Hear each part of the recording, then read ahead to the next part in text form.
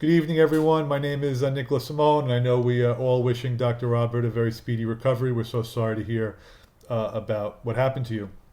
The topic of my broad literature review is the use of time in school, specifically the secondary level, and how we structure the scheduling of class time and seat time. And as you can see here, I just have some pictures. This is a then and now, criticizing the fact that we really still, for most of America, use the same classroom setup just to instruct our students. And then here are some more innovative ways. This is in Chappaqua, New York, where they have something called the iLab for their classroom setting. And then this is a private school in Chelsea in Manhattan called the Avenues World School, where kids walk into school and have an interactive map of the world where they can learn a great deal of information from. So to begin, I have just some quotes from three significant people. The first one is our current Secretary of Education, Betsy DeVos, who, when she was appointed by President Trump, faced enormous criticism. And of course, we can debate whether or not she's experienced or qualified for the job another time.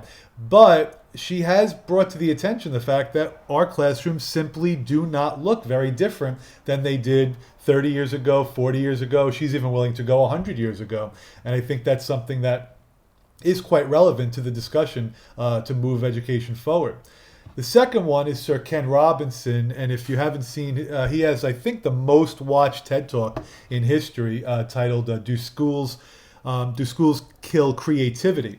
And he also is really bringing to the forefront the idea that our current educational model was based on the Industrial Revolution, and it was all about conformity and standardization. But for the 21st century, we really have to move towards critical thinking skills and creativity and collaboration, and our current setup does not always make that conducive for the teachers to implement. And then the last one is former Secretary of Education Richard Riley, and I'm going to read this one. He says, the top 10 in-demand jobs in 2010 did not exist in 2004, and we are currently preparing students for jobs that don't exist yet, using technologies that haven't been invented in order to solve problems we don't even know are problems yet. And I even relate to my classes today that I have many students who are working for Google and Facebook and Twitter, companies that didn't exist when they were in my class. So the whole point here that I'm trying to focus on is, in order to really fully prepare students for the 21st century, we really need to look at how our class scheduling and how the use of time is being implemented. So that's been the focus of my literature review. And when you look at the use of time in secondary school classrooms, you do see that there are studies being conducted, and there are school districts that are trying to be more creative in the process. So here's just an example of how teachers have been working on a lesson plan that will fit all four of the core subjects: English, math, science, and social studies. So my broad topic was the use of time in secondary schools. And then I've been narrowing it down to the middle school environment, primarily because I feel as if, given the emphasis on standardized testing, the middle school might be an area where teachers don't feel that stress. I know specifically in New York State, it's not as significant in the middle school level, whereas in high school, they're so worried about Regents exams. And then as I was finding more and more literature on this, there are schools that are implementing more of an interdisciplinary model. For example, giving the English and math teachers that extra period of time every other day. So I felt as if the three topics, the use of time and the middle school environment and interdisciplinary programs, really lent itself nicely to me trying to really synthesize what's out there in the research and then what I could possibly do moving forward for my dissertation. So some of the key research questions that I came up with focus on obviously these three topics, but how can schools devise more creative uses of the time? What can we do to engage students better? What can we do to promote better student behavior? And how the use of time might fit into that context. Then how can an interdisciplinary model be implemented so that teachers feel as if they can be more creative with their lesson planning, and students can be more engaged when they see a connection between one subject and the other. Third, administrators are a big part of this, and when I look through many of the articles, so much of it is dependent on the administrators being willing to buy into the idea of changing the way we schedule the school day. And then lastly, overall, how does an interdisciplinary learning experience really contribute to all the stakeholders being more creative with their use of time? So as I've been conducting the literature search, I've been using Ridley just as in the foreground, and Ridley says that a literature review is complex because it involves not only the process of conducting the search, but then analyzing previous research. So this has been very helpful in terms of just understanding how the literature review process has to unfold.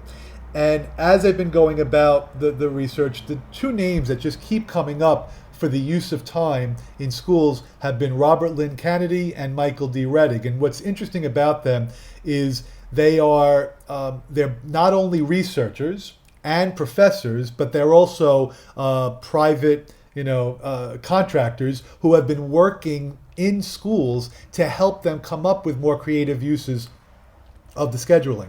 And the one most common topic really has been the use of block scheduling. So while there are different variations of block scheduling, and I know I'm a little bit running out of time now, that's really been the focus of so much of the literature that's out there. But they're also going to be my scholar study as well, because they really fit across all different lines. They've been on the college level, they've worked collaboratively with high schools and middle schools.